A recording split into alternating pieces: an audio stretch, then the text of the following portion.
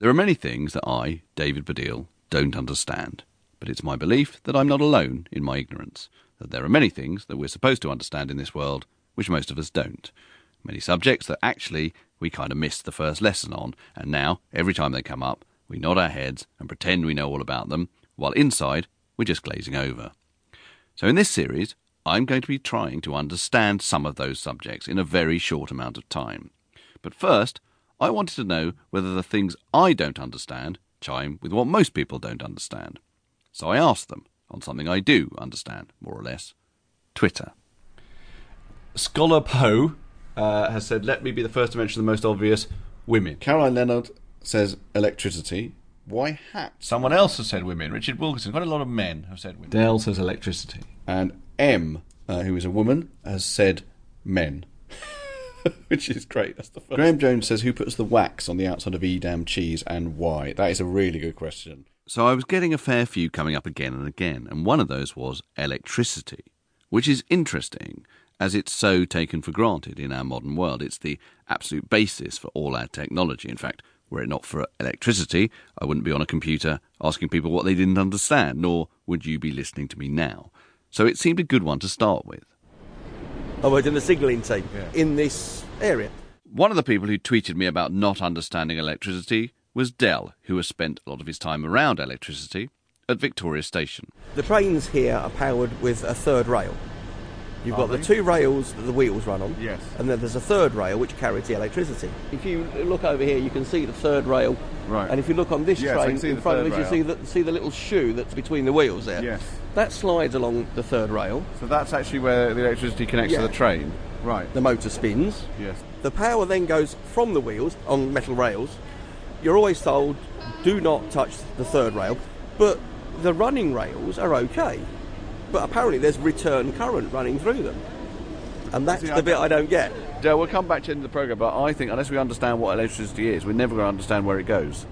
Now, Dell's question may seem a bit niche as regards understanding electricity, but actually it struck me as a good way in, because train tracks are a perfect example of something we've all ridden on, with, for most of us, no real idea of how the energy riding through those tracks gets to and from there, how it powers the wheels of the train on top of them, and why some contact with it will kill you and some will tickle a bit.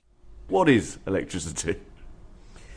Electricity, as we know it, is a flow of electrons.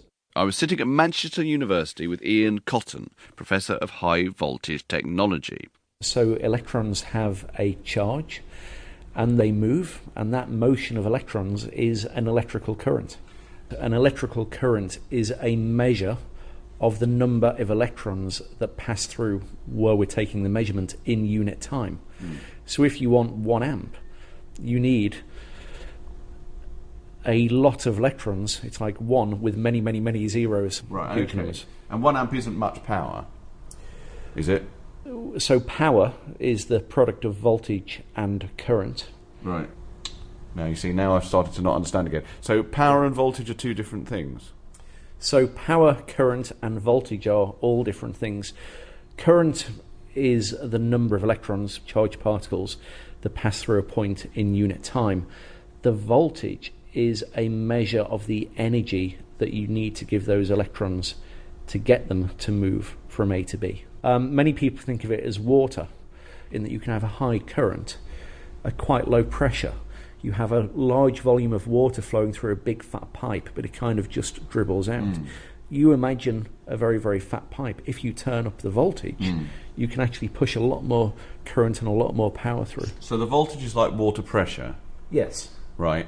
And then the movement of the water is that the amps? The volume. Yeah, the volume of water. The volume of water is the amps. Yes. How do you first make the electrons move? How do you do that? So you do have to apply an electric field or a voltage. So an electron has negative charge. It will be attracted to the positive electrode in a circuit. Right. But it's not like the electron starts at the negative electrode and then happily just goes all the way around the circuit. Okay, just hold that thought. That's what I think most people think. If most people were asked what is electricity, they would say okay, there's a negative bit, the electrons flow from the negative bit towards the positive bit, but you're saying that isn't what happens.